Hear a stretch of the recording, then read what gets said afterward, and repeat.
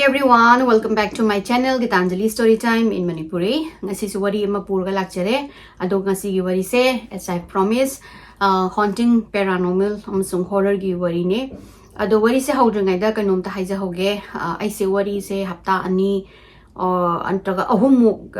le patare. Ai se kitang isanungai tamnate ai gi problem ama lakpadagi ai gi abdominal gi surgery ma laire sigi surgery se major surgery oibana recovery da kitang kano tok dore kitang matam jang dore ado duna phammaga kholaga kuina leiraga wari iba khopase ado doctor na yaraktabadagi aise matam kharadi wari se lepage mayam waro bigano ado aigi surgery se mai paga thuna recover to ba haina mayam nasu isorda khoirambiyo ado ai wari se hauzara age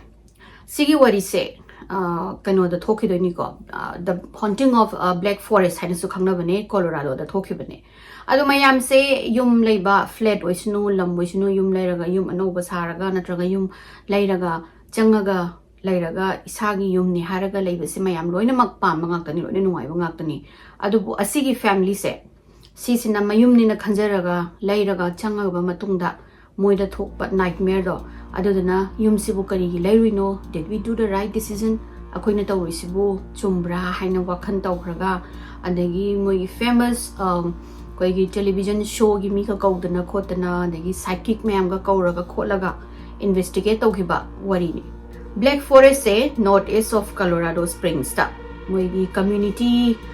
lising tara humdoi muk haitare adu muk ka taba it's a very small town aduga sigi area se sise am pina koi mai gi pandasara ko ba pines lai adu do yamna houba gi suma ming chatle aduga black forest ki jaga se sise kai no hamada toki matik uwa se houba henmandana mammaga nambana adum lei bai tare ni nungdhen oraka su nungcha mangan phajana phangdabagi asigi forest se moina black forest haina kaubane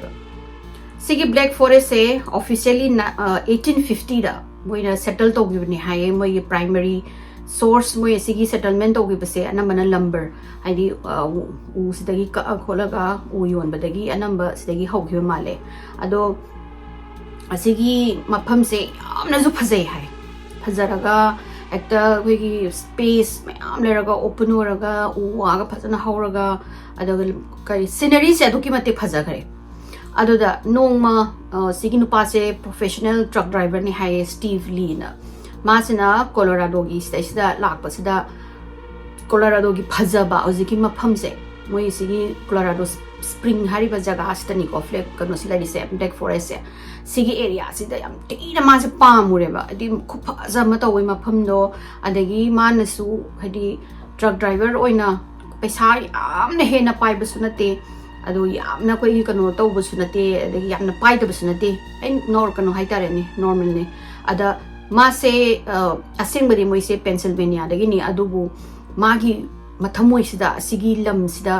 hena kano pamjaba phawgre aduga maze he just fall in love with this place magi phajaba mapham adagi di yanthina quiet oiraga yamna nungaiba adagi community su yam banate khote mana magi thamoi je kai haitare ne kano da sigi Colorado Springs se sida lehaureba adudana maji mayumda halakan sida mai nupi ga wari sanare mai machanupa ani lei angang atani adamana sumaina ai Colorado Springs hida chatlubada mapham do thina phajai khole dagi khoi ju afford to bangamgani mapha aduga aigi maje truck se highway moi atopa state chala ga pochai kai to bani aduna seasona aina mana chaliba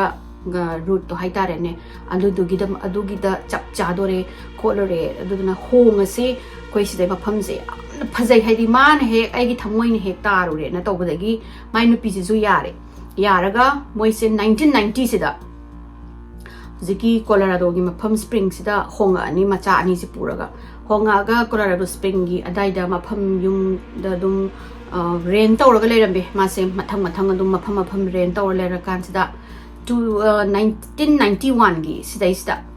yum mama moina thengnagani ko black forest sigi sidagi khara changadi manungda dugi black forest ki area sigi manungda 2-story cabin log ama adi yamna so sawi tina jo phajai yum jema uraga yumse ubada moi ani se ngawre ngawraga moina jiki for rent thaina moina thibada phangmane ba adagi moina sigma pu se tanara kholaga rent ta lauraga leire chahi ama leibata sida tina nungai re moi se mafam se ada angang ani ga se chen dana sana dana adagi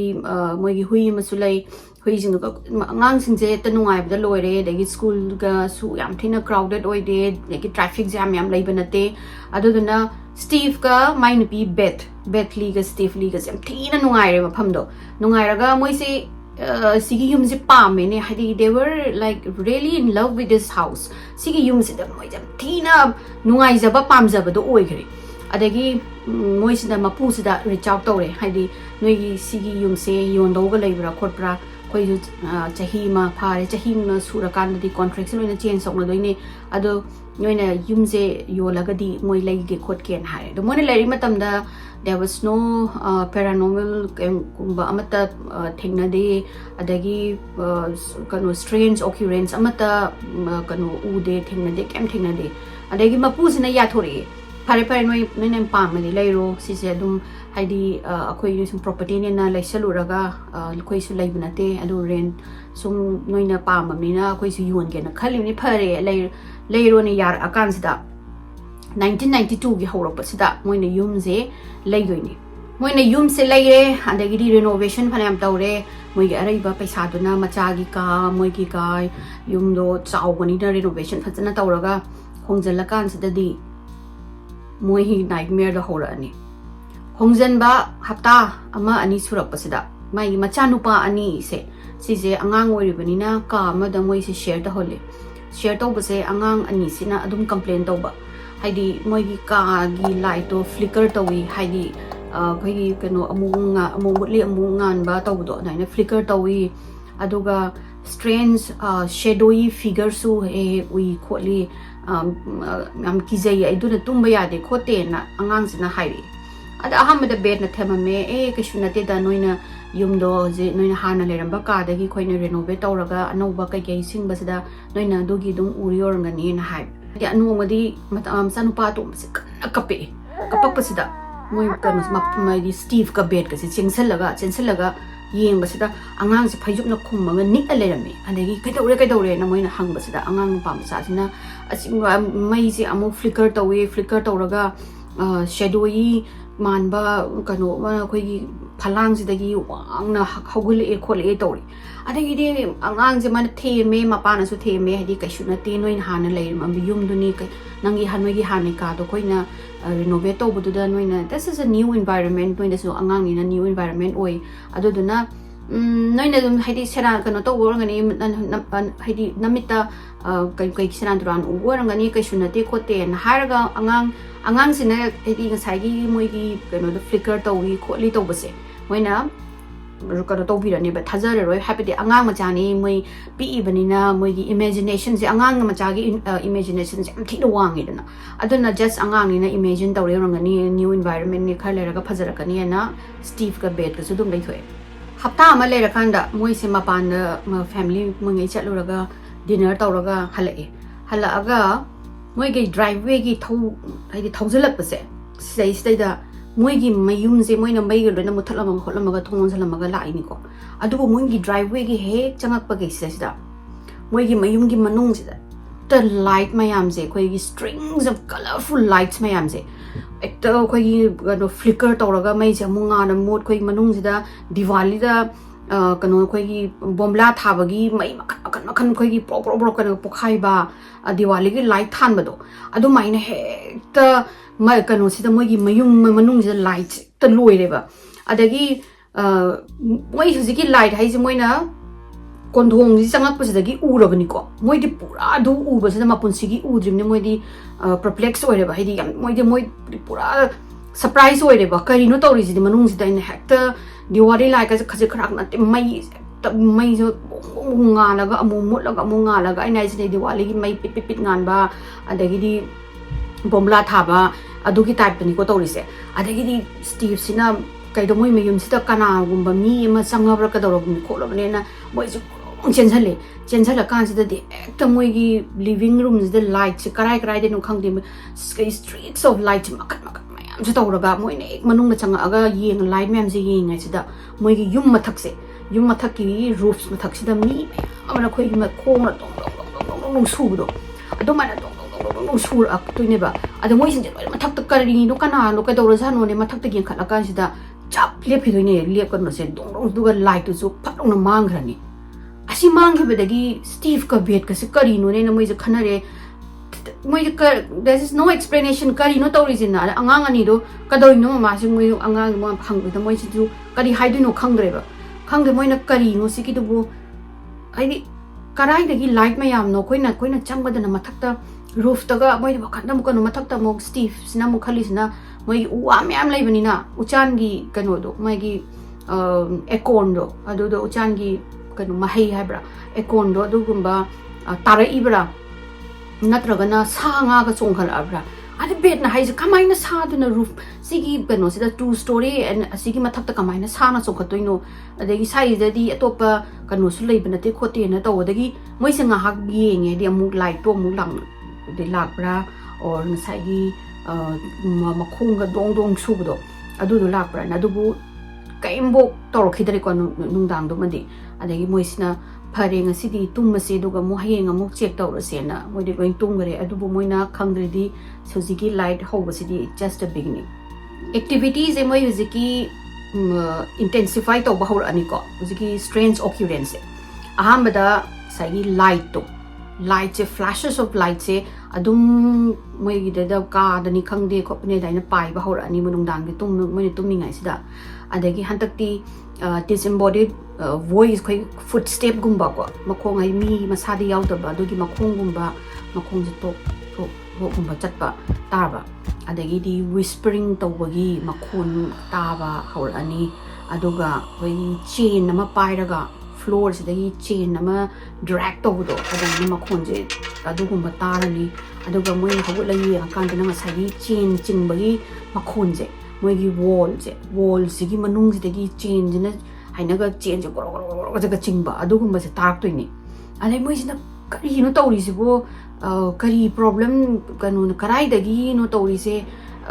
ꯃꯈꯣꯟ ꯃꯋꯥꯁꯦ ꯃꯣꯏꯁꯦ explain ꯇꯧꯕ ꯉꯝꯗ꯭ꯔꯦ ꯑꯗꯨꯕꯨ ꯁ꯭ꯇꯤꯚꯅ ꯈꯜꯂꯤꯁꯤꯅ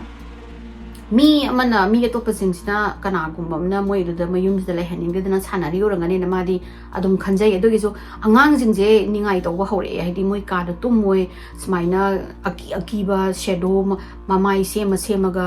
world ꯀꯣꯏꯄꯥꯏ ꯄꯥꯏ ꯑꯗꯒꯤꯗꯤ ꯃꯩ ꯀꯩꯅꯣꯁꯦ ꯑꯩꯈꯣꯏꯒꯤ ꯑꯣꯔꯞꯁ ꯃꯩꯒꯤ ꯑꯗꯨꯃꯥꯏꯅ ꯃꯩ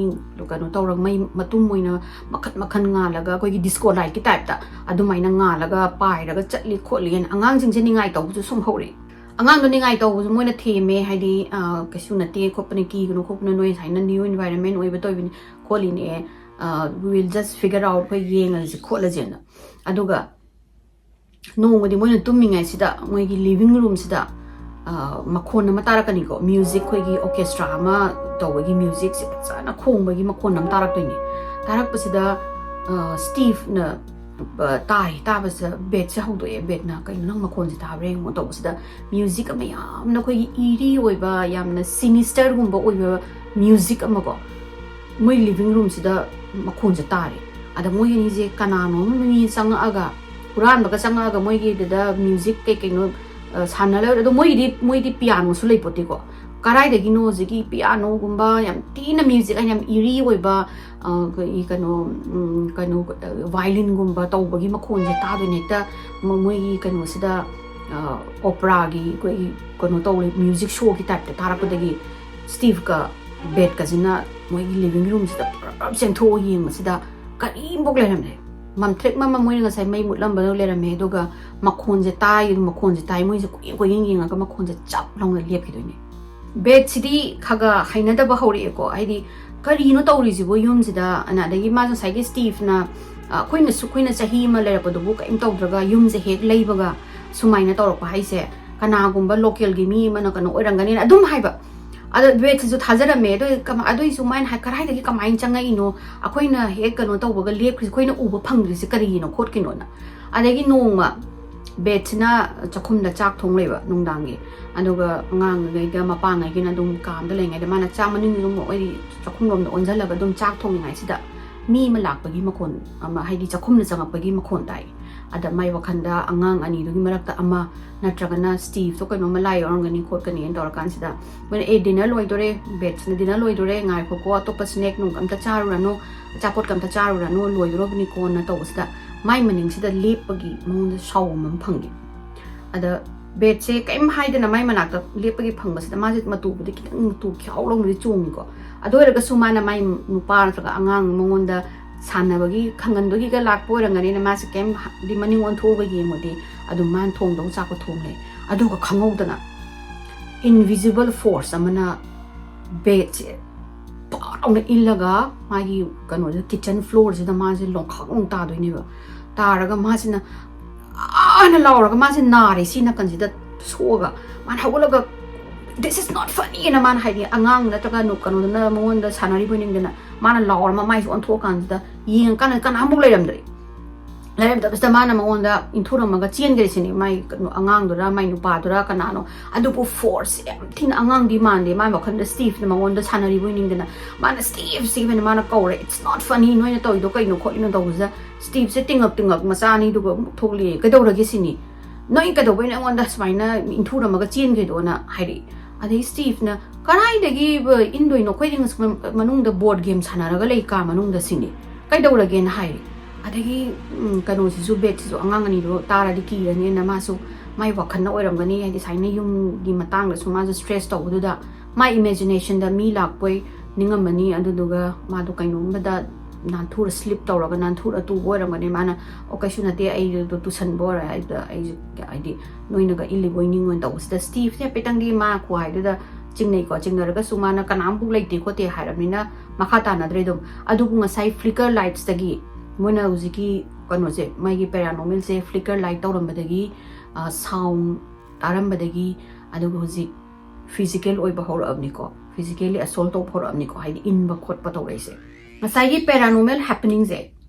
specifically nupa ngang macha ani sane ba taina hai di moi do ina target to do to ba night after night ziki shadow people jina angang ani si harass tawrani assault tawrani haidi makhut ka thangkala aga angang sida hek pai ba adagi di mysterious khoi kano je oigi sound angang ngai na khangdaba light sai pairak pa adagi di banging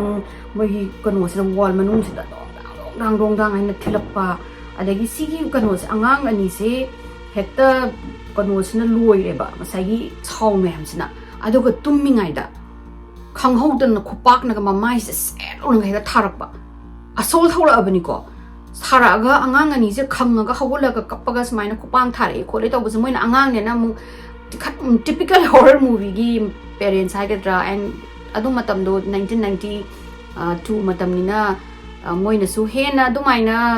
kanu su khangde khalu dabra kari no khangde do angang do na khupang thai haibdo moina angang do na ki dana moigi ka da mama pa gi ka da tumning dana haijale warangani kaina khando laiba adugi nongan bagi sida Steve na moi sofa da phamle nagi di angang ani do na TV ka da sanaraga dum lei aduga bed na chakhum da chak thong ma sida angang ngai na sanari ngai sida khangau da TV je zor ta lo TV je on to ro pini on tawraga angang ani ju TV do on tawrapani na kana na ni khalaga TV jing hak on tawramaga amumut khari adegi angang ni se kana na kanu do paira ino na stegi Steve su remote to kana pai ino na ko yin ni adega mu TV jong phalong na mu on tawri on tawraga amu mut khari adegi angang ani je ma mai na moi ju lawre da na adoi lawgi kanu sina bed sina kitchen dagi makhong e thang topaga mai gi microwave se mu run tawra ba hai aba na microwave run taw do adagi bed se kaino ne khangaga mu yingi do ga ma jina kari no ne na haina muthaga ai thong hang to ga manung na kari yawi ni yingi amu thingjan baga ma mai lai thopaga mu microwave se mu na on taw de ni tawrapadagi bed se masa se kari no taw ri si bo na adaga मागी grinder से मु own मथन मु blender से own तौर on tawraga amu ananganga mu mutki adagi mana Steve and a lower the Steve my carino mas like houbarak and on paramadagi mamma like kador mana look what is happening and that was a Steve name was the Sagi blender ungambagi kotpagi to urami the TV mumut amula amuk tha amumut amuk tha matanda mutora nega magi ka amazing jello makogi bulb ka je flicker toraga mai je kidi toraga kanuga kappaga mai gam kanu to mut to adumai tore adagidi angang jing ki dana kappaga mama pa sida konjal laigre adagi Steve na kaisuna si kanu orangani electrical problems hoidana orangani hayeng nungan baga electrician ama kauge expert kauge duga check tauge na the bed na nungdang tumam dai sida man hai nang sijibo kanu tawdrabro sini da Steve na hai je bed aina haibado asi ai use paisa tungsali ai camera equipments kai lairaga ai asigi akoida torch khoida wahaliba mi se sidi ai phani khoni du for the time being moina sana moina to warangani du time being nang atang ni ngo paisa se yum da su moi mayum leibada jiki leibasida hadi trucker ne truck hadi thawbani na paisa amna hena ju leibas nate adana yum da hoji renovation to bagi khotpagi yum leiraga renovate to ba haista paisa mayam jangi ni dana paisa thadagi da ngai dana moi adugi matam sida yam kanna sophisticated oiba aduga yam high fi oiba pot sizu yam kanna thoktri aduga high fi oiba khara phangaga na yam tangmani na ai pisa kitang tungjangi ge aduga tawsi khotsen adu ai heng heng nungan baga electrician kauraga yenga ji si soidana short circuit gumba mamarak ta kaino ma lairamgani adugi ne natadi there is no explanation na haraga moijin tumme nongala kansida Steve na electrician ang kaure electric expert khwaidagi expert oiba maman tharo na kaure lai do no pas ta kana smaina appliance je mathanda on tawi khole na hai TV su mathanda on tawi khole du tawi da tawi en tawi dagi sai kanu sina electrician sina phare ado ai yengurage na mana yum je loina koi chala koi thi ra yenga kandadi karim bok tawramdre there was no faulty wire adagi di my fuse da su kaimbo problem leremdre aduga all the my lights connect torum basing su mafam chana amata kanu tawdana tawrame adai na mana sai electrician jina la aga no pa su kanu Steve sida hai no problem amata laite khote aina loina yenge noi gi up to date loina oi noi faulty wire laite degi fuse su kaim taw de khote kaim bo sida noi yum sida problem am ta laite na hairamaga chatkhari chatpasida Steve se pura ma di kono oira waffle oira bogo hai perplex oira ma kari no hai de kari oira sanona ado mana main pi angang se di hydre ba hai si kanu kaim bo taw de se ada mamai kanu main pi na hang ba sida I think my no wire ma sabna me haibara adu gine na hairaga ma se loisale do back of the mind di mana mayum se main pi naga tamna ba haurabara kainaga he comment taw basida ma se thaja de ma se adu gumba bhoot pre ghost gumba thaja banu pa na tabani na mana hai se reason ma di soidana leiramne na dum khala lei ma se sigi electrician chakhiba yengama ba numini ni su basida moigi tap ki kanu se faucet se mathanda on tawbi on tawraga ising je agi mi laitaba ka da haida dagi nungdang mi mayam tungra kanda hekta ising je on tawraga tap ki ising je zor na chenba chelaga moina check tawdramni na khangdramni na thong hang tora kan hekta ka se punglak pungtaw tawra leramba with no explanation go adagi shower gi kanuga je khoi gi irujabagi magi shower head ka se mathanda ta on ising je on oiramba kolamba tawdagi amu beds na hai electric amu yadre hoji amu kai si amu kanu tawri je kadoino na adagi kitchen gi ising ju mathanda ta on tawra loi thato lerame ising ga je kitchen ga je pungtaw tawre adagi ka ga sing yeng loina ma kanu ga se carpet ka je wooden floor ka se loi re ising na mathanda tawdagi Steve na hoi ai expert kaurage amu haraga muk expert amu kaurani ko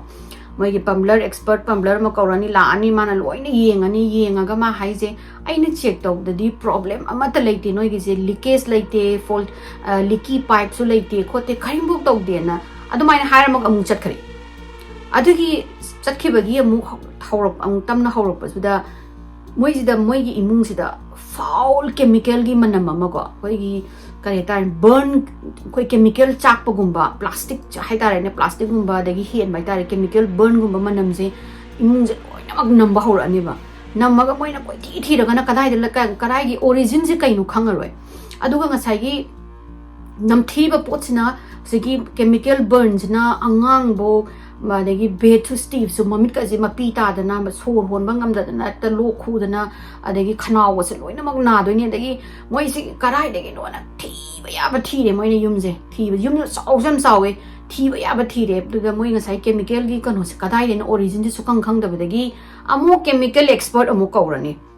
kauraga chemical expert sina laga la akan da di mangon da di manam sin na mo yune it just huziki manam je mo imung da leba mi ji tang khak effect to bagi tap to we adanga sai mana chemical gi nupa sina mai gi hazard kan hazmat ka setana khotana koi ti thi re ma de manam sunam de ma hai se ai di manam sunam de doga noi imung da su chemical gumba ma ta su laite ai ni yeng bada kai chemical gi trace ama ta su phang de mai gi tracer to raga yeng bada noi sigi origin je ai kai da no khang dre khotre na haira maga amu chakhare masai expert sing duna la amaga moy kaim to dre hena chakragana day time dana masai faucet sing do mi laitaba ka gi barum gum basik mathanda ising thadom adagi chakhum gi appliance sing mathanda run to ba hekta adugumba tawra ani doga nungdang dana ngasai gi light mayam do light makhan gi light mayam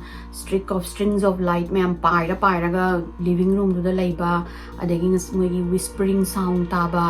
adagi di footstep ko disembodied footstep hai tari mo khoi body yaw da ma ko nagi di whispering gum taba si sing tawra ga moi se nungdang ga sa mata tuman dare ba ade hujikti family se strange bruise ko strange injury hadi hana tumam dai da ka embuk sok to ba ko ta ba adu gumba injury kai kem to na tung raga nunga laga khujin gi maram gumba lairamba adagi di makutta ka saina kana pai bagi blue karamba adagi angang jingi mamai side khupang thabagi mamai gi maram lairamba adu gumba je haurakpadagi bets na hai je something is really going in this house ne ada Steve na hai jina skaimbo paranormal na te akoi ni yum je heglai baga somebody is trying to scare us out of this house and I kanagumam na yum je tanthok yum je dagi tanthok na bas tori bani khodi bani aduduna ai je paisa arai ba se sijuna ai khudakta mai moi gi instakano khoi gi security kai ke loina mak mai gi camera adagi kano motion detect tong na ba khot na ba loina lairage na ma sa chatlaga Steve sina arai ba paisa sina ko mana namang invest oraga expensive camera equipments dagi security equipments motion kano detecting equipments ko sisna mana lairaga magi mayumgi each and every corner adagi property gi each and every corner da mana install toraga day and night mana yengdoni haidi asida lairiba mi ama natraga group of people or mi ama oiraga su moina yumjida ki halaga khoje tanthokna ba tawrise si mi jadi pharagena 90s ki matamne aduna equipment jam thina easily available su oide hain habdo dagi di sophisticated su oide adubu camera moina lairiba camera se khwai dagi pharaba camera ne na ma se paisa maya amade thadaraga araiba pisa thadaraga leiraga camera se moina mi kanam bu lek chingai da hekta mathanda trigger torokpa motion je adi kanam bu manak ta zula bilai laitana movement detected haraga koi zikan ring camera kaina lairedana adagi koi kano security camera gumba lainare haina mi ama chakhibagi mi ma lae nungsit ki set paga ju jekti amna sophisticated ore dona kitang nungsit ka set pa ju dum akoi de ju koi gi laiba ring camera su dum motion detect in your backyard adu don lai adu minus moi gi sijina matam sida di yam thina sophisticated ate adu bu literally mi gumba ma na tragana kari tare ne mi gi body gi thermal gi temperature gumba ma na chakrakanda dictate to ba pot ni adu bu mi kanam bo laitana moi gi sida hector dictate to ba force entry kind hector ka torok ba force entry in the house kind haira ga yeng ura ga na mi di kanam leram da ba adu ga thong di hangtok leram ba adu maina dum to ba hori adagi moi gi camera sida ko several strange things moina video photograph mayam kanu uba phangani adi strings of light gumba adinga sagi detect to we haibagi moi gi recording mayam kai kai se to bodagi aduga kanano di camera sida sungkhang khangam daba kari no je khangam daba adodana moina moi gi local gi kanu sida police sida contact raga moina koi gi properties maina yum sida breaking to ma le khole khoi lektakanda na traga nung dang ta na force entry na la ami duga thong jekta to mi kholami na mana moina ziki police se contact to ni moi gi local police stations da 1992 gi loirak pasida adi loiram dai gi end of 1992 dagi moina capture to ropa footage ina 1993 gi haurak pase si boxida adukki matik moina police ta complain tawrakpa police ta smaina break in tawbagi lae adu tawre kanano di khangdre phadre am tawbiu haibaje henman madana khanga makdana official investigation ama open tawrani sigi El Paso mogi sheriff departments na aduga mogi sigi footage se moi sagi just kano dagi 19 end of 1992 dagi na early 1993 boxes da 62 footage ni ko moi phangi se break in gi motion detect tawre adagi di smaina force entry tawre na la ise ado policing ju chatlurani check tawrani kanambo uraroi camera da moi ju yengani detect tawre ko lena yengurani kanambo leiramaroi adu moi je adu maina phone tawbo je henmandana official investigation hawraba matungda 45 follow up tawe hai policing jina la ga hai hemoi atum chatmandana policing ju moi phone lak pasida paining da bam yaw ko do hai bidi moi su hoi moi mating tongningi ne adu ka su saluraga na kanambu lera moi kaim lera moi amuk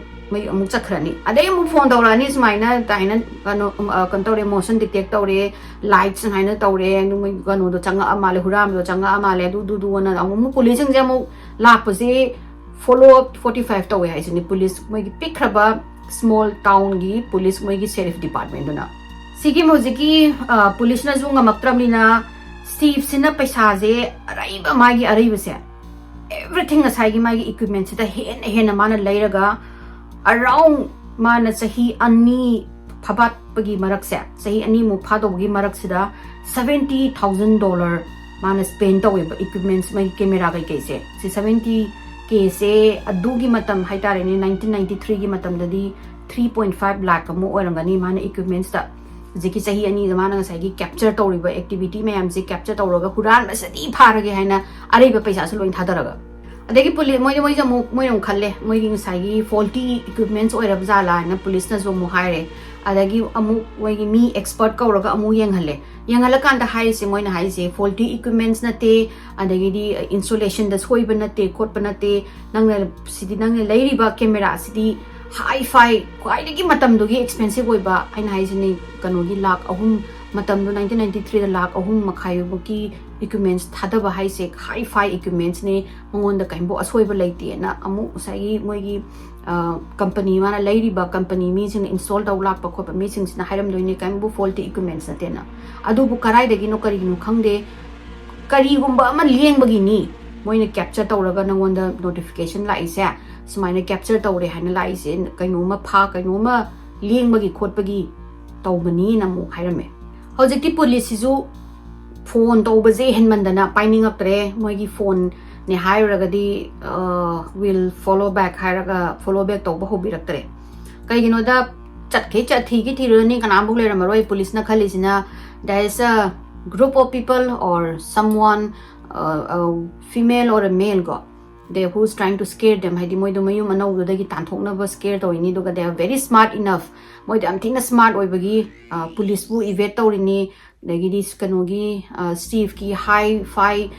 equipment is yam sing bagi yam na sari chara hai bagi high fi camera su evade to ini do ga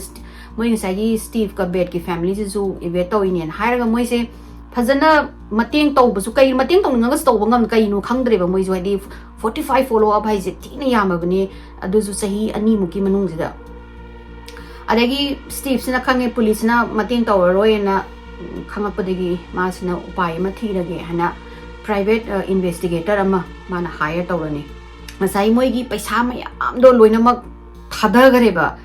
private investigator hire to hai ju paisa ni ko paisa me moi gi life saving do loina thadarani kaino da moi gi mayum ni moi gi dream house ni moi na khali ji kana gum na moi di tan thokna ba tawri ne du bu khoi fight taw ni sine ba steve ka bed ka sana jo adu masai expensive camera security camera adagi di private investigator yauna moi mem yauna tawbdo paisa tungai loina season na loira ga su result amta phangaroi ngai private investigator na su help to nga maroi mana hai se adopa mi kana ambok changba khotpa ude khone mana changba khotpa ude hariba timing sida su adum sagi mai gi footage capture tawre motion capture tawre force entry tawre na adum lakpa steve ta adagi steve se upai lerekta dana haidi mana tawba ya ba tawre ko he cannot do anything police kore security camera hape private investigator mana mu hire tawre loina mak sida ꯀꯔꯤꯕꯨ help ꯇꯧꯕ ꯉꯝꯗ꯭ꯔꯦ ꯉꯁꯥꯏꯒꯤ ꯀꯅꯥꯒꯨꯝꯕ ꯅꯠꯇ꯭ꯔꯒ ꯀꯔꯤꯅꯣ ꯑꯃꯅ ꯃꯣꯏꯒꯤ ꯏꯃꯨꯡꯗ ꯃꯣꯏꯗ ꯂꯥꯛꯅꯔꯤꯁꯦ ꯁꯤ ꯃꯤꯗꯤ ꯅꯠꯇ꯭ꯔꯦ ꯍꯥꯏꯕꯁꯦ ꯁ꯭ꯇꯤꯚꯁꯦ ꯊꯥꯖꯕ ꯍꯧꯔꯛꯑꯅꯤ ꯍꯧꯖꯤꯛꯇꯤ ꯁ꯭ꯇꯤꯚꯀ ꯕꯦꯠꯀꯁꯦ ꯊꯥꯖꯔꯦ ꯃꯣꯏꯒꯤ ꯍꯧꯖꯤꯛꯀꯤ ꯃꯌꯨꯝꯁꯦ ꯍꯣꯟꯇꯦꯗ ꯑꯣꯏꯔꯦ ꯍꯥꯏꯗꯤ ꯍꯣꯟꯇꯦꯗꯃꯛ ꯅꯠꯇ꯭ꯔꯒꯁꯨ something paranormal is going on haina adubu moina haise asigi matamsida ko kanagumba amna thazarba oragadi ai noi kanagumba adi khara kiganba haigadra auragadi yumdo yonthomaga chatkrani adubu moina hairise sigi yumse akoigi dream house ni akoina pamna leizagiba yumni asigi yumse yonthomaga chatpa haibadudi nang give up tawbaga kanuma problem am lakpada nang give up tawbaga chap manai aduduna amuktangi fight tawgisi sini fight tawraga akoina ngamdrakanda aduda thadukagadi we will at least know haidi akoi fight ti tawgi adubu whether it is a paranormal or kanagumamna oiramagasu koi fight tawjena ado moy asigi moina lay occurrence di adum henjale hujik angangi masa sida khujinna khotambagi pairambagi kanodagi saigi makhon mawa tabado henjalapodagi Bet siga Steve siga na discussion sang na lengthy discussion ama tawnaraga moise outside kanagumba expert amagi mateng laurase haina decide tawrani paranormal investigator gumba ma involve ohelasi koigi yung manung sida leirise moi laaga paranormal bu oire natragana paranormal na te sidi kananom na noida chanabani hawks ni khotpani hairagasu at least hojikti police na jungamdre private investigator jungamdre aigi electronic aigi lairiba hi-fi camera nungra maps amatangam na paranormal kaigumba yumsida paranormal gumba leirmagadi paranormal gi investigator se asi da oina tawrase haina ngasai Steve sina thiba horani 1995 sida ko paranormal gi investigator ma'am thira kan sida 1990s da yam sangna chatpa series ama leirme America da the sighting haina sigi sighting je koigi paranormal investigation amasung news channel moina makhan gi paranormal haunted house gumba dagi paranormal gi thoe khole habase chatlaga investigate tawba whether moina ngangi je chummira natraga na hoax la natraga sasanari ra kholira adugumba tawromba yana famous oiba show ama lerame adama je dugi show do khangakpadagi mana hujiki sighting hariba show gi producer sida mana reach out tawraga mana khoigi yumda sisi tawidu tawida tawena wari li pasida hojiki sighting gi show se mixing moi sing je interested oireba adi they wanted to know adi moi danga sai moi na loina chi kai do thari ni police na follow up tawramba adagi magi footage kai se ubada show gi mi sing china moi interest oraga moi na haise o noina yarga di moi gi special episode ama noigi yum kisista black forest ki cabin sa sige sida dedicate tawge khotke noi yabra haisida Steve sina noina bulaga mateng tawgiraga yum sada tawri se karino haragadi loi yayana haire so sina interested oibadagi moina paranormal investigator amasung self proclaimed psychic hai Minneapolis ta leiba nupi ama contact tawni mai maming se eco body ni kawe moina show sina phone tawrakanda eco body ni sida harise nang sumaina family ma lay Steve and Lee family se moigi daita sumaina ama oi paranormal ne hai kholi anamana nungdang da yam tawi kholi ado nang sumaina kanogi Colorado gi spring da pairaga moigi mayum gi duda nang untang in kano tawgera maigi investigate amta tawgera khotkera aduga specially nang na tawdoi nungdang da anamba oina thabak tawgani sagi paranormal se nungdang da na hena tawi hai ayuru ni di kem tawde hai nang tawningbra haibista eco body ni je kitang masu interested oi haide hoi adagi di paisa su phangmani na mana adagi ma su masa su lugumba interested oi ba mini na mana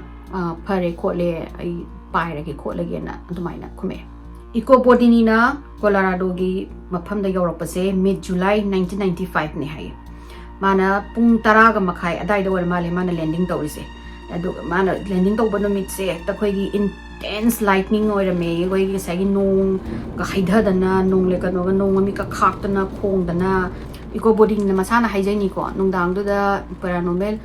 investigate tawba la ini na haraga hekta yam thina iri oiba nungdang oi leramba do nong ka mangaga nong ga churaga nong mami ka law khong dan tawdana leramena adaman airport hek tholakpaga Steve Lee sina ngai raga lerame eco body ni no pick up tawbagi adagi mana moi ni si gari da thauraga pung amamu lape nusai maigi Steve ki mayum je the Steve ki mayum da lak doi ni handa lambi sida wari sare dagi Steve na hai ma si but practice maina thaja de paranormal da ai thaja nate I think kana kai gumama valid in kano ma di explanation amde soida na rangani ai imung da tawri je kholi je na adagi body ni na iko na hangi kai kai tawi khole na de mana ahamba da saina anga ngai han ani ngai taw dagi sain makhon ta ba khot pa tape moi ni kano gi faucet thado amba adagi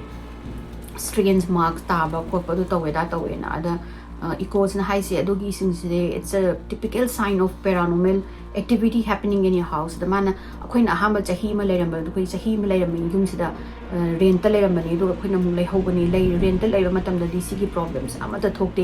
yum je hek leibaga renovate tawraga changbadagi ni tawri si kholi se na tawra mani se pungama mu yora kan sida nonga chu bane moi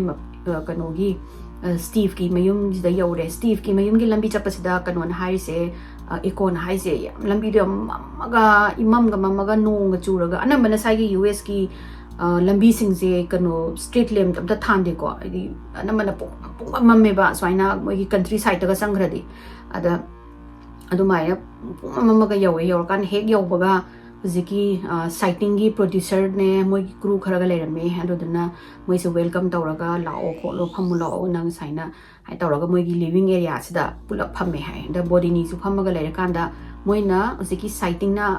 hire tawba scientist ama yaw lerame scientist na magi equipment se puthoga magi equipment se thermal gi equipments ne adudana if there is a change temperature change tawba hidi ingba saba adagi di kanu mi gi thermal gi kaitaren haksang gi thermal body gi heat kai kai sing loina mak se sigi equipments da loina pha doi ni ko to ne man explain tawraga adi mathang tawraga leiba laikan sida eco se sai gi lambi sang na tongapagi plane tonga lakpane amo gari sang na tong lakpane ma se wadana sofa da sumaina nga tharaga mana wari je sum ta lebjani mana sumaina saina nga tharaga taraga leinga sida makhon ma tai ko eco jina ko whisper gumba makhon ma tai adai se mana uziki du kai no ni makhon la ne na amuk taw sida amuk su uziki makhon je muk tarak ni ko muko he ena taw ba adagi ma sina sai gi he na law rai se man haina on tho ga yeng ma sida labna ko gi ghostly figure gumba fit adi foot taruk mu wang ba figure ma lepaga come here nang tori ni adu ubasida ang sai kanu sidi eco sidi pura mani shok mami se loi ma lang tho ga kari no ni na da madi self madi psychic ni madi ure da na ojiki lai ba yum se kanu se adu ojiki man uri ba bhut hagadra or apparition hagadra si se blue check his shirt amalet le hai blue jeans amalet le hai aduga khara ahan oiraga mangonda yengaga yum lay basani mangonda munna yenga kan sita mo multiple voice ta hey look here come here ana mu tawra ba adu hairamaga spirit manga amaso amuk thogle same ngasai mana setliba mafi marondo ga chamana ba dubu masakti amata mana de hai mari ko moi kana se sigi spirit gumba ghost moi mari je aduga mangonda munna yenglai kan sida mana kanano sini mana ai min tom kawena hari sigi kanu hamba thorokpa butchina I became aware of several voices over here and so I turned around and there's a male spirit standing right there adagi mana sigi tom kawe harapa sida kanu sina eco sina sigi scientist amasung moi producer da nei asida kanu taw hedi saina ai ghost moi taruk ure manga amana kanu masakam tamana de khote aduga amasina tom kawe hare noi camera do namgera har kan sta moi mam se camera se uziki mai gai da tom duna leiba mai gai se camera se onjal namini moi de ubana te ko adunga sai eco jina nang kiste ka dawri no sini mana so no mami sina khane yanga sije ai gi yumne kan ambong na khoi yum se ki tan thokpa ya roi hana dain tawra haira ba tom haiba tom aina masana haijariba ghost se bhut se sisina haraksani aiga lairiba sigi boy aigi boys sing hai ko mana sising je khoi sida sum laini ꯑꯩꯈꯣꯏꯒꯤ ꯌꯨꯝꯅꯤ ꯑꯩꯒꯤ ꯁꯤꯒꯤ ꯂꯝꯁꯦ ꯑꯩꯒꯤ ꯂꯝꯅꯤ ꯑꯩꯒꯤ ꯌꯨꯝꯅꯤ ꯑꯩꯒꯤ ꯄ꯭ꯔꯣꯄꯔꯇꯤꯅꯤ ꯅꯣꯏ ꯀꯅꯥꯝꯕꯧꯅ ꯇꯥꯟꯊꯣꯛꯄ ꯌꯥꯔꯣꯏ ꯈꯣꯠꯂꯣꯏ ꯑꯩꯅ ꯀꯨꯏꯅ ꯇꯧꯔꯒ ꯂꯥꯛꯑꯕꯅꯤ ꯁꯤ ꯊꯕꯛꯁꯤꯗꯤꯅ ꯑꯗꯩ ꯏꯀꯣꯁꯤꯅ ꯀꯔꯤꯒꯤꯅꯣ ꯅꯪꯅ ꯍꯧꯖꯤꯛꯇꯗ ꯅꯍꯧꯅꯅ ꯃꯣꯏꯗ ꯀꯩꯅꯣ ꯇꯧꯔꯤꯁꯦ ꯃꯣꯏꯅ ꯍꯥꯟꯅ ꯂꯩꯔꯝꯕ ꯃꯇꯝꯗꯗꯤ ꯀꯩꯗꯧꯕꯒꯤ ꯃꯣꯏꯗ ꯇꯝꯅꯗ꯭ꯔꯤꯅꯣ ꯍꯥꯏꯗꯤ ꯃꯣꯏꯗ ꯇꯧꯗ꯭ꯔꯤꯅꯣ ꯑꯗꯨꯕꯨ ꯍꯧꯖꯤꯛꯇꯗ ꯇꯧꯔꯤꯁꯦꯅ ꯑꯗ ꯆꯍꯤ ꯇꯣꯝꯁꯤꯅ ꯑꯍꯥꯟꯕꯗꯗꯤ ꯃꯣꯏ ꯔꯦꯟ ꯇꯧꯔꯒ ꯂꯩꯕꯅꯤꯅ ꯑꯩ ꯈꯪꯉꯤ ꯅꯣꯡꯃ ꯅꯠꯇ꯭ꯔꯒ ꯅꯣꯡꯃꯗꯤ ꯆꯠꯈꯤꯅꯤꯅ ꯑꯩꯈꯣꯏ ꯀꯩꯝ ꯇꯧꯕꯤꯗꯕꯅꯤ ꯑꯗꯨꯕꯨ ꯍꯧꯖꯤꯛ ꯃꯣꯏꯅ ꯔꯦꯟ ꯇꯧꯔꯝꯕꯗꯒꯤ ꯃꯣꯏꯅ ꯂꯩꯔꯒ ꯑꯩꯒꯤ ꯌꯨꯝꯁꯦ ꯃꯣꯏꯅ ꯁꯦꯝꯗꯣꯛ ꯁꯥꯖꯤꯟ ꯇꯧꯔꯒ ꯃꯣꯏꯅ ꯑꯗꯨꯝ ꯂꯩꯔꯅꯤ ꯃꯣꯏ ꯆꯠꯂꯔꯣꯏ ꯁꯤꯗ ꯁꯨꯝ ꯂꯩꯈꯤ ꯇꯥꯔꯦꯅ ꯃꯣꯏꯒꯤ ꯂꯝ ꯑꯣꯏꯔꯅꯤ ꯃꯣꯏꯒꯤ ꯃꯃꯤꯡ ꯑꯣꯟꯈ꯭ꯔꯅꯤꯅ ꯈꯪꯉꯛꯄꯗꯒꯤ ꯌꯨꯝꯗꯒꯤ ꯁꯤꯒꯤ ꯌꯨꯝꯁꯤꯗꯒꯤ ꯇꯥꯟꯊꯣꯛꯀꯦ ꯍꯥꯏꯅ ꯑꯩꯈꯣꯏꯅ ꯇꯧꯔꯤꯅꯤ ꯈꯣꯠꯂꯤꯅꯦꯅ He's responsible for the things that have happened, and he will continue to be responsible for the things that will continue to happen. He considers this to be his place, basically. ꯑꯗ ꯃꯥꯅ ꯍꯥꯟꯅꯒꯤ ꯃꯣꯏꯒꯤ previous ꯑꯣꯅꯔꯗꯣ ꯑꯗꯨꯁꯨ ꯍꯥꯏꯅ ꯂꯩꯔꯝꯃꯤ ꯃꯣꯏꯅ ꯑꯗꯣ ꯑꯩꯈꯣꯏ ꯃꯌꯥꯝꯅ ꯇꯝꯅꯕꯗꯒꯤ ꯑꯩꯈꯣꯏ ꯃꯌꯥꯝꯅ ꯃꯉꯣꯟꯗ ꯇꯝꯅꯕꯗꯒꯤ ꯂꯩꯕ ꯉꯝꯗꯗꯅ ꯆꯠꯈ꯭ꯔꯤꯅꯤ ꯑꯗꯨꯗꯨꯒ ꯃꯥꯅ ꯁꯤꯒꯤ ꯀꯦꯕꯤꯟꯁꯦ ꯔꯦꯟꯇ ꯊꯝꯕꯅꯤ ꯑꯗꯨꯒ ꯔꯦꯟꯇ ꯂꯥꯛꯑꯀꯥꯟꯗ ꯑꯗꯨꯝ ꯔꯦꯟꯇ ꯃꯤ ꯂꯥꯛꯑꯝꯃꯤ ꯑꯃꯨꯛ ꯆꯠꯈꯤ ꯀꯨꯏꯅ ꯂꯩꯕ ꯉꯝꯗꯦ ꯑꯗꯨꯒ ꯁꯤꯒꯤ ꯐꯦꯃꯤꯂꯤꯁꯤꯗ ꯑꯍꯥꯟꯕ ꯂꯥꯛꯄꯗ ꯃꯣꯏ ꯌꯥꯝ ꯀꯨꯏꯅ ꯂꯩꯔꯣꯏꯅ ꯈꯜꯂꯨꯔꯒ ꯃꯣꯏꯅ ꯌꯨꯝꯁꯦ ꯂꯩꯕꯗꯒꯤ ꯇꯧꯕꯅꯦꯅ ꯑꯗꯒꯤ ꯁ꯭ꯇꯤꯐꯇ ꯍꯪꯉꯀꯥꯟꯗꯗꯤ ꯁ꯭ꯇꯤꯐꯅ ꯃꯃꯥꯡꯒꯤ ꯄ꯭ꯔꯤꯚꯤꯌꯁ ꯑꯣꯅꯔꯗꯨꯅ ꯀꯔꯤꯝꯕꯨꯒꯤ ꯑꯗꯨꯒꯤ ꯃꯇꯥꯡꯗ ꯀꯔꯤꯝ ꯍꯥꯏꯔꯝꯗꯦ ꯃꯣꯏꯅ ꯀꯔꯤꯝꯕꯨ ꯑꯗꯨꯃꯥꯏꯅ ꯇꯝꯅꯩ ꯈꯣꯠꯂꯤꯁꯨ ꯍꯥꯏꯗꯦꯅ ꯁ꯭ꯇꯤꯐꯅ ꯍꯥꯏꯔꯦ ꯏꯀꯣꯗ ꯑꯗꯒꯤ ꯀꯦꯃꯦꯔꯥꯃꯦꯟ ꯑꯃꯅ ꯏꯀꯣꯗ ꯀꯩꯅꯣꯝꯇ ꯍꯪꯕꯤꯌꯣꯅ ꯍꯥꯏꯔꯦ ꯑꯗ ꯏꯀꯣꯅ ꯀꯩꯅꯣ ꯍꯥꯏꯔꯀꯥꯟꯗ ꯃꯥꯒꯤ ꯀꯦꯃꯦꯔꯥꯃꯦꯟꯁꯤꯒꯤ ꯑꯦꯛꯁꯄꯦꯟꯁꯤভ ꯀꯦꯃꯦꯔꯥ ꯑꯃ ꯀꯥꯎꯟꯇꯔ ꯇꯣꯞꯇ ꯀꯤꯆꯟꯒꯤ ꯀꯥꯎꯟꯇꯔ ꯇꯣꯞꯇ ꯊꯝꯃꯝꯕꯗ ꯑꯗꯨꯗꯣ ꯃꯈꯥꯗ ꯂꯪꯊꯔꯒ ꯂꯩꯔꯝꯃꯤꯗꯣ ꯅꯣꯏ ꯃꯔꯤ ꯅꯣꯏ ꯇꯔꯨꯛꯇꯒꯤ ꯀꯅꯥꯅꯅꯣ ꯅꯣꯏ ꯃꯤ ꯑꯃꯅ ꯑꯣꯏꯔꯤꯔꯥꯅ ꯍꯪꯕꯤꯌꯣꯅ ꯍꯥꯏꯔꯀꯥꯟꯁꯤꯗ ꯏꯀꯣꯅ ꯑꯗꯨ ꯍꯪꯉꯒ ꯍꯧꯖꯤꯛꯀꯤ ꯚꯨꯠ ꯇꯔꯨꯛꯁꯦ ꯁꯤꯁꯤꯅ ꯄꯨꯂꯞ ꯆꯞ ꯃꯥꯟꯅꯅ ꯌꯨꯅꯤꯖꯟ ꯑꯣꯏꯅ ꯌꯦꯁ ꯍꯥꯏꯅ ꯒꯣꯁꯂꯤ ꯚꯣꯏꯁꯇ ꯌꯦꯁ ꯍꯥꯏꯅ ꯍꯥꯏꯔꯛꯑꯕ ꯑꯗꯨꯗꯨꯒ ꯃꯣꯏꯁꯦ ꯄꯨꯂꯞ ꯃꯥꯡꯈꯤꯗꯣꯏꯅꯤ ꯉꯁꯥꯏꯒꯤ ꯁꯥꯏꯟꯇꯤꯁꯇꯨꯅ ꯃꯥꯒꯤ ꯊꯔꯃꯦꯜ ꯀꯦꯃꯦꯔꯥꯗꯨꯅ ꯅꯝꯃꯒ ꯃꯥꯒꯤ ꯏꯀ꯭ꯋꯤꯞꯃꯦꯟꯁꯇꯨꯅ ꯅꯝꯃ ꯌꯦꯡꯉꯀꯥꯟꯁꯤꯗ ꯇꯣꯝꯒ ꯉꯁꯥꯏꯒꯤ ꯚꯨꯠ ꯑꯇꯣꯞꯄꯁꯤꯡꯅ ꯂꯦꯞꯄꯤꯕ ꯃꯐꯝꯁꯦ ꯑꯁꯤꯁꯤꯒꯤ ꯇꯦꯝꯄꯔꯦꯆꯔꯁꯦ ꯄꯨꯔꯥ ꯗ꯭ꯔꯣꯞ ꯇꯧꯕꯒꯤ ꯐꯨꯇꯦꯖ ꯑꯃ ꯀꯦꯞꯆꯔ ꯇꯧꯔꯝꯃꯅꯤ ꯑꯗꯣ ꯁꯤꯒꯤ ꯐꯨꯇꯦꯖꯁꯦ ꯑꯩ ꯃꯇꯦꯛ ꯑꯃ ꯍꯥꯞꯆꯔꯝꯒꯦ ꯌꯥꯝ ꯃꯌꯦꯛ ꯌꯥꯝ ꯁꯦꯡꯅꯗꯤ ꯌꯥꯎꯗꯦ ꯃꯇꯝꯗꯨꯒꯤ ꯀꯩꯅꯣꯗꯣ ꯚꯤꯗꯤꯑꯣꯅꯤꯅ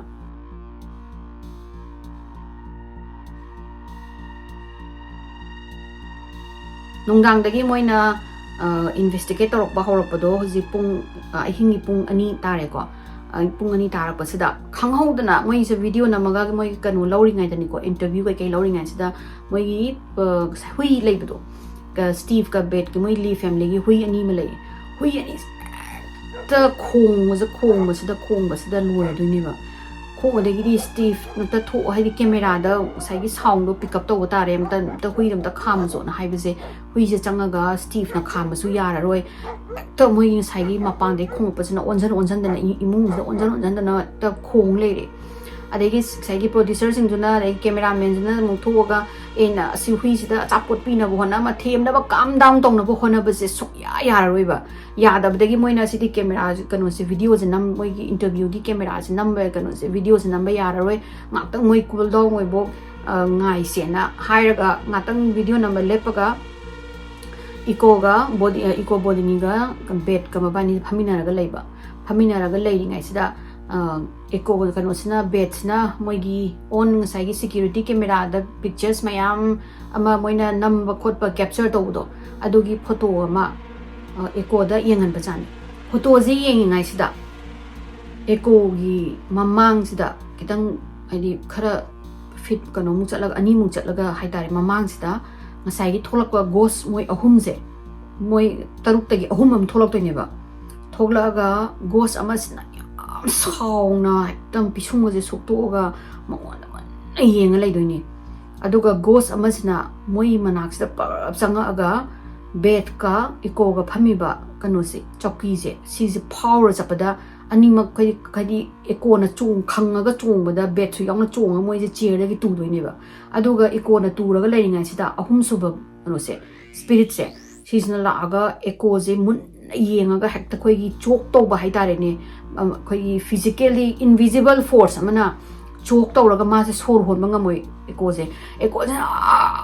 ꯇꯧꯔꯒ ꯍꯦꯛꯇ ꯁꯣꯔ ꯍꯣꯟꯕ ꯉꯝꯗꯕꯗꯒꯤ ꯃꯌꯥꯝꯁꯤꯡꯁꯤꯅ ꯏꯀꯣꯁꯦ ꯊꯥꯡꯒꯠꯂꯀꯥꯟꯗ ꯀꯩꯅꯣ ꯃꯥꯒꯤ ꯀꯩꯅꯣꯗ ꯁꯣꯔ ꯍꯣꯟꯅꯕ ꯈꯣꯠꯅꯕ ꯇꯧꯔꯒ ꯉꯥꯏꯍꯥꯛ ꯃꯤꯅꯤꯠ 5 ꯁꯣꯔ ꯍꯥꯏꯗꯤ ꯀꯩꯅꯣ ꯇꯧꯔꯝꯃꯒ ꯃꯈꯨꯔꯤ ꯃꯦꯠꯄꯗꯧꯅ ꯇꯧꯔꯝꯃꯒ ꯃꯥꯡꯈꯤꯗꯣꯏꯅꯤ adai mangda echo na khange o moi se haina psychic amala e paranormal investigator amala aga moi se tan thokna ba taw yums de gi chakrona hairani na adogi pakhatana ki halaga kanosina echo sina ki raga di sagi spirit singna oina more powerful oirana sagi apparition oisino paranormal sagi ghost singdo moi powerful oina ba hain echo da hana moina ekta direct contact kan toini ba physical attack to bani ba adoga attack to bagi sijung sagi scientist na thermal camera sigi mo na thambaje magi echo gi manak sida temperature se drop oigi bagi adu zo mu capture tawrani zikima incident gi matung dagi pung ahuma khai muk tasale incident amata thokidre ba matung dagi kem tawgidre adagi ngasang moy kem tawdramni na ngatang pothara se mood su lighten oina bane haina ngatang pothara ga lei ngai sida bed na moy gi sandwich gum khara sembi bado modu cha slaw na mayam je phamma ga chara ga leiba aduga camera nupi ma camera gi women hai tare camera number nupi mana moy gi stair da phamma ga chara ga moy sandwich chara ga leiba sani ada khanghaudana ngasai gi camera gi nupi se camera women se ma sina sandwich cha na get out of me ran law raga ma se masa se on doine olaga moi ngasai gi kanu se stairs gi mak kanu se thaw maro do raga ma se on thara aga makha se taraga ma se soe kat kai lai du ta masa se mari jala khoi gi tin thong chapa dawna get off ran law ne ba da gi di producers in echo da please do something help and my di kai nom da nang ta help to na ngam di sini man ai kai u de sini u da sam ta help to lo na to no pi se pha ba ngam de get it out na mong da kanu ma manung da sang re mong da kanu ma crawl to re kanu ma khai di lin la kai no chung la kham da kanu ma ta kham ma se chung lai re adagi ding sai kanu sina echo sina upai le rakta da mana moi gi se jan aina ha be do khoi ju le kham gi type ni hai ta ni mai tai gi da ni mai ta lon da har ga de se je thar ga mana ang ki nu pi ji da mamai mai gi ma ji kanu moi mem na pha ra ga ta ma ji pe chung le ne chung do pha ra ga moi na ta kanu pham lo na chakhum gi chaki na pham le ga mana sai se ju thar ga kanu si gi nu pi ji gi akoi ba si da ga mana look at me you're fine calm down and a minute kun mo kai no sina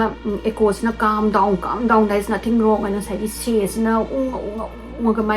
mai gi kan was say sina inhale to ne hai gi sai gi mai khu do inhale to inhale to hola ga minute kun changa kan da pi se gyan ta ra ni ba I can't explain my arms feel It's going inside of her is what Echo said. it's in my chest, my arms, my legs. Echo told her to keep saying, clear me now. Keep talking. Come on. I'm clear. Let's get the band thing going. Okay. All right, honey. It's okay, Sherry, don't, Sherry, don't panic. nupi sina gyan dar akan sida kai dore hang akan sida I don't know aina smaina chara ga phammingai da ai gi manung na kai num sangi na adagi ma aina ai si yum da ai leiba ngamaro ai amta kan to biro ai hotel thin biro ai like kan to ngamaro na ma je kap dagi moi ngai gi cameraman moi gi camera gi crew la pasing do adu da na mo je hotel da thin biro ge na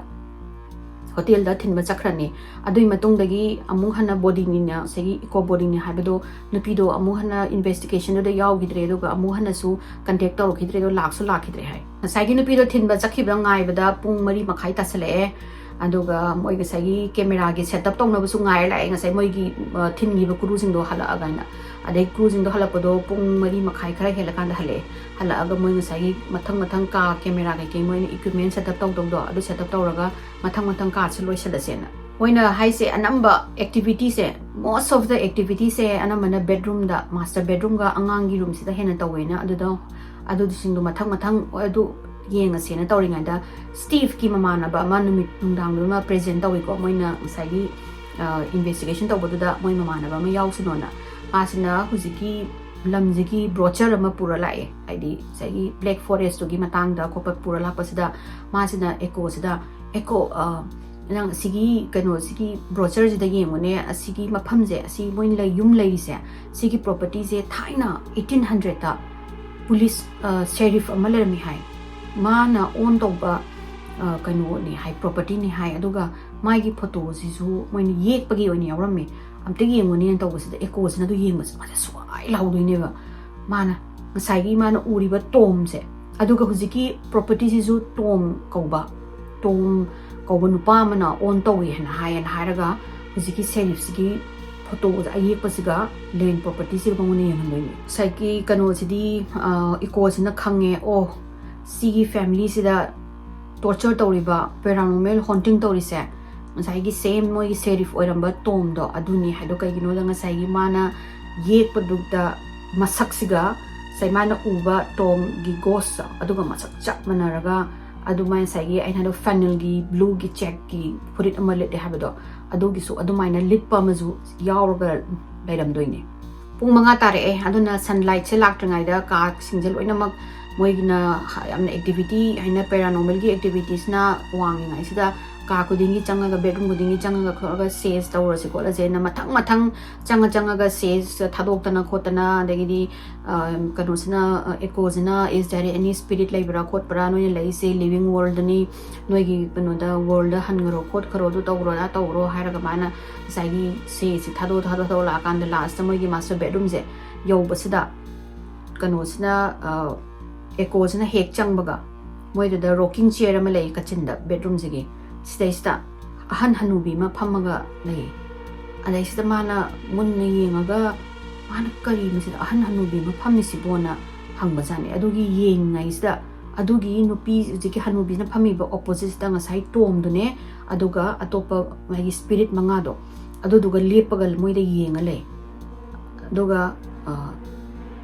kanusina ekosina what are you doing here sini? Adamana ay na hire din nang asi ay gi yumne aduga sida laiba go singse ay na loina ma control tawraga laini ay gi makhada ne mana moina loina mak tawri singse na adagi ekosna hay anu da onjala kanda nang kanano nang kai dawbino nang sida laise har kanda ekos kano sida ekosna sigi hanubisna ay bed ki mabok ne ay je sigrabane ado tomna ayo dead ball dagi ay je kawraga mana sida ida control tawraga laini na adumai khuma they echoes na says thare regidi haina living world da hallo kholo do tawra da tawro na mana ahiba mai gi psychic ki power kari krak season na da khotna tawra gidi noi sidagi move on taw gro chat khro khot khro dai taw tawbadagi chinna di ngasai gi steve ka sagi tomga mai gi butune di ngasai gi hanubi gi ma spirit ama phamama do adu jingdo mangrani mangodagi moise kadi kanona ekona haire sakano da beta nang ismaina no gi nabok ama legi dabra khot ki dabra haina adu no gi nabok to su sagi yum sigi gi main go se season ma na kanju tawraga ma ju control tawraga thamam mi ko me tawda gi bet na kappe ba bet ni kui jingai da ma gi date anniversary ta gi da mana I miss you ana di sum law na khoiramu bodo mabok to yamna ma nungsi jabai tare bet na nungsi ba mabok to adu do tabadagi orangani tom duna ma gi mabok asibodo mi gi sigraba world dagi mana chingthora ga pura la isena ado hojik se mamjo mamme moi je room chala ga ngasai gi se so thara ga ekozina tawba ya ba magi lai gi son mani kangde magi power se jana tawda moi je loina mak exhausted oire adaga ngasai gi kanona su amuhan kon ugidre ekona ju moi leibagi khotpagi kanu sighting adagi moi thermal camera da change tawba khotpa kari kra amta udagi moi na haise adudi phare chakraba malena adubu back of the mind da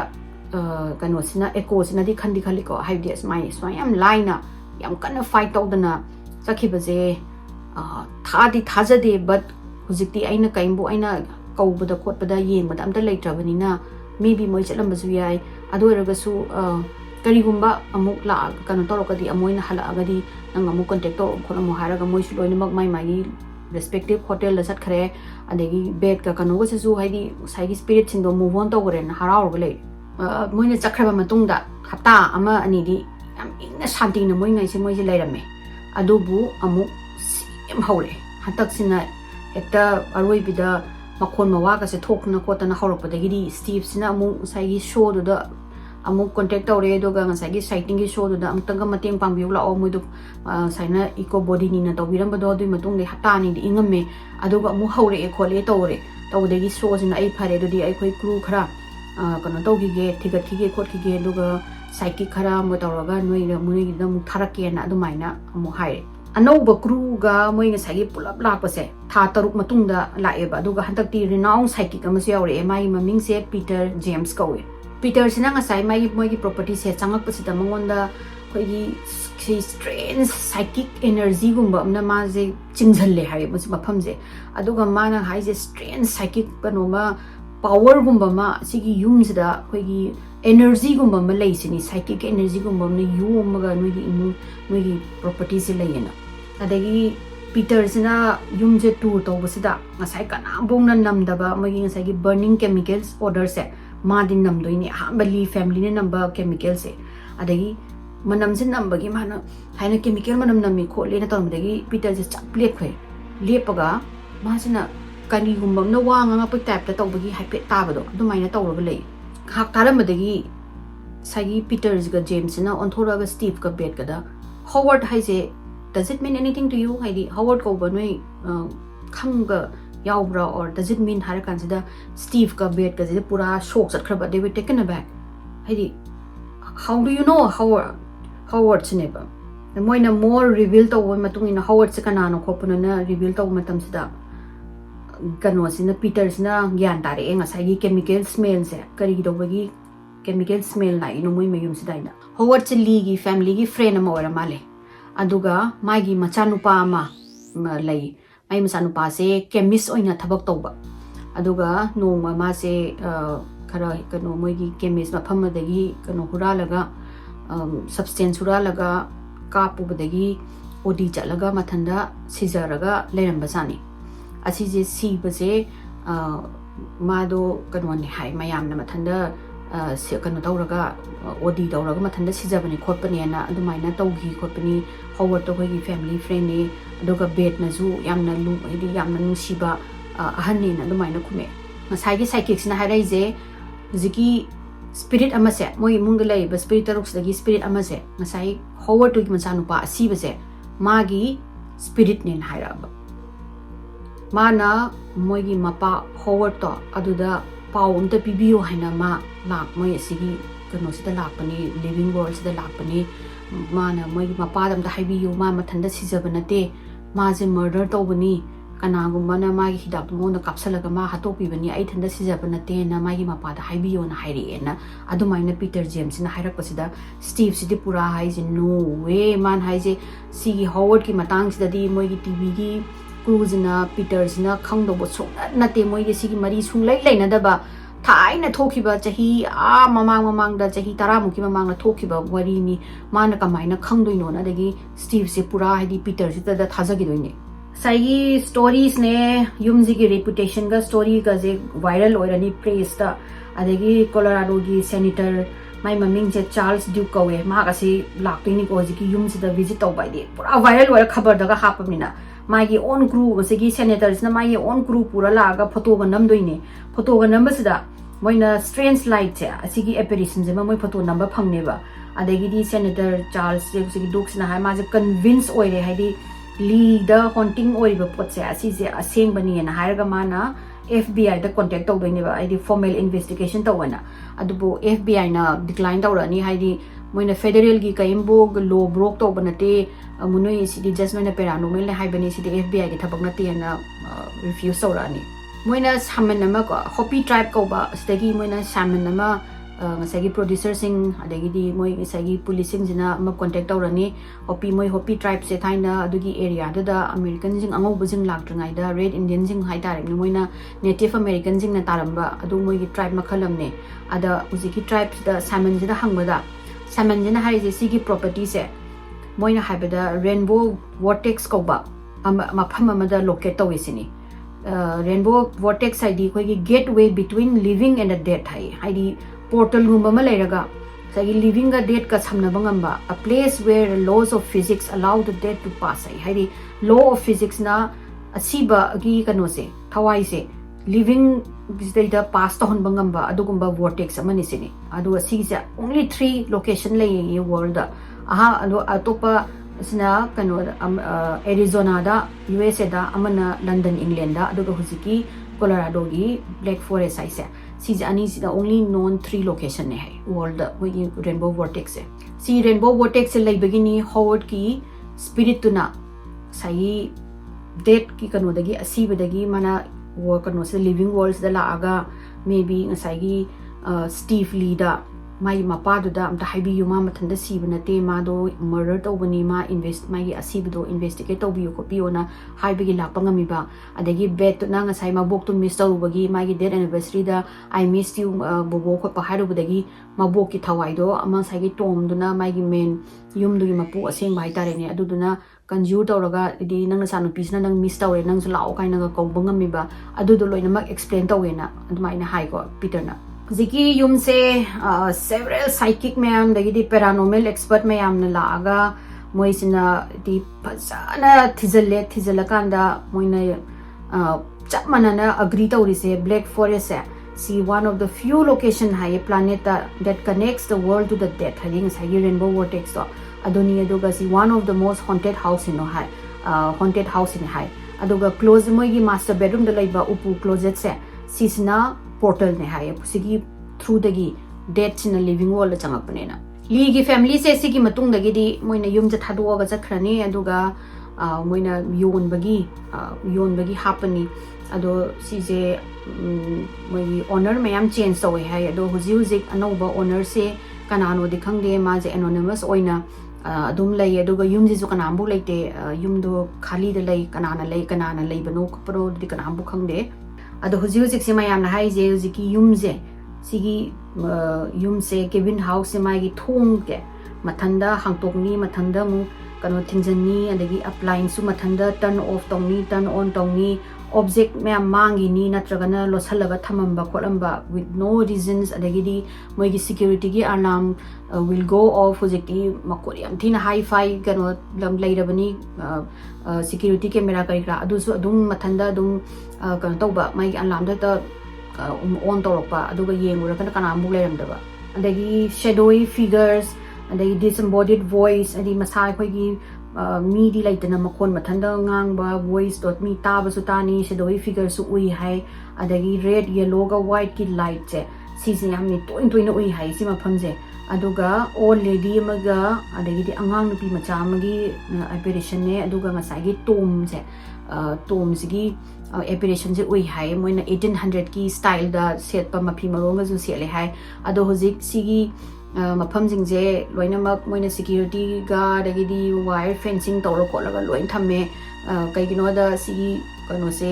maming jala viral chala matung da hojik su nongna oi paranormal investigator mayam adagi di ghost hunter mayam adagi thrill seeker mayam na hekta changap tu tawbagi moina khangam radana loina secure tawraga leima leduna kanam bok changhan de hai adu mayam aigi wari se side loi sanjarage mayam matam khara lagadi hafta